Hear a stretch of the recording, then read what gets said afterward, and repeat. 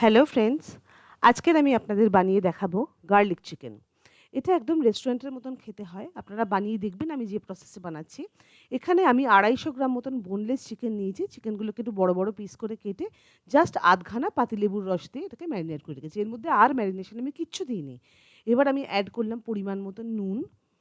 নুনটা অ্যাড করার পরে অ্যাড করলাম একটুখানি লঙ্কা গুঁড়ো। লঙ্কা গুঁড়ো দিলে খেতে ভালো লাগে। আর নুনটা সম্পূর্ণ স্বাদ অনুযায়ী দেবেন। একটু দিলাম আমি গোলমরিচের গুঁড়ো। সবকিছু দিয়ে আগে মাখিয়ে নিতে হবে। গোলমরিচের গুঁড়ো দেওয়ার পরে আমি এর মধ্যে অ্যাড করে দেবো একটুখানি সয়া সস। হাফ টিস্পুন মতন সয়া সস অ্যাড করবেন এর মধ্যে। কারণ পাকোড়াটাকে ভাজতে হবে এবং পাকোড়াটা যদি যাতে টেস্টি হয় সেই জন্য। আর একটুখানি দিলাম আমি ভিনিগার। ভিনিগারটা খুবই কম দিয়েছি।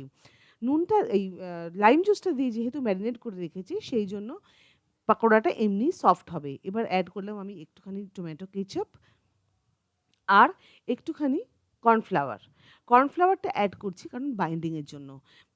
কর্নফ্লাওয়ারটা অ্যাড করলে যত সমস্ত মসলাগুলো দিলাম, জিনিসগুলো দিলাম সবটা বাইন্ডিং হয়ে থাকবে সুন্দরভাবে। এবার দেওয়ার পরে ভালো করে এটাকে মেখে নিতে হবে। এবার একটা কড়াইয়ের মধ্যে আমি সাদা তেল গরম করে নিয়েছি।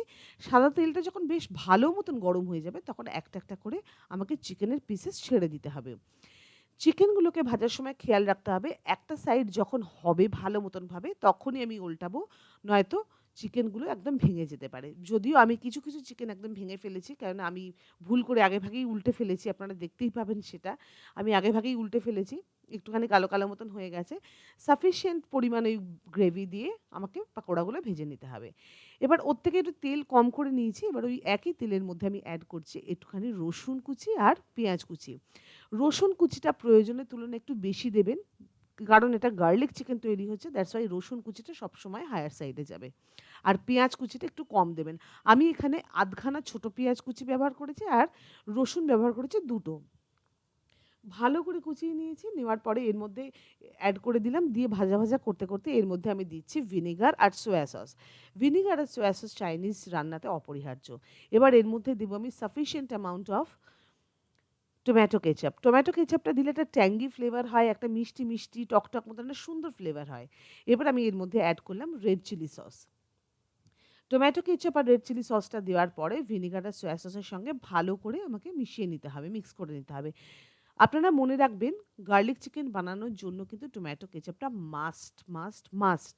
এবারে আমি অ্যাড করছি একটু ঝালের জন্য লঙ্কা গুঁড়ো। এটা অপশনাল সম্পূর্ণ। আপনারা ইউজ করতেও পারেন, নাও করতে পারেন।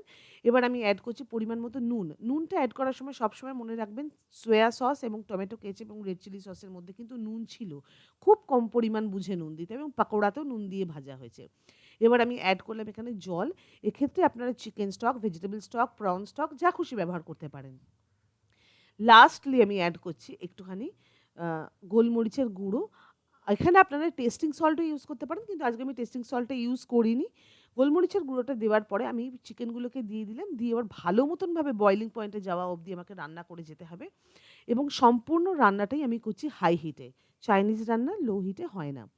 এবার আমি লাস্টলি অ্যাড করে দিলাম একটুখানি হানি মানে মধু আর কর্নফ্লাওয়ার স্লারি। যে জায়গাটাতে চিকেনটা ম্যারিনেট করে রেখেছিলাম ওখানেই কর্নফ্লাওয়ার নিয়ে আমি একটুখানি ওর মধ্যে জল দিয়ে গুলিয়ে নিয়ে অ্যাড করে দিলাম যেহেতু একটুখানি থিকেন হয়। আমার গার্লিক চিকেন একদম রেডি হয়ে গেল। এটা fried rice, veg fried rice বা নন ভেজ ফ্রাইড রাইসের সাথে খেতে দারুণ লাগে বা রুটি পরোটার সাথেও ভালো লাগে খেতে।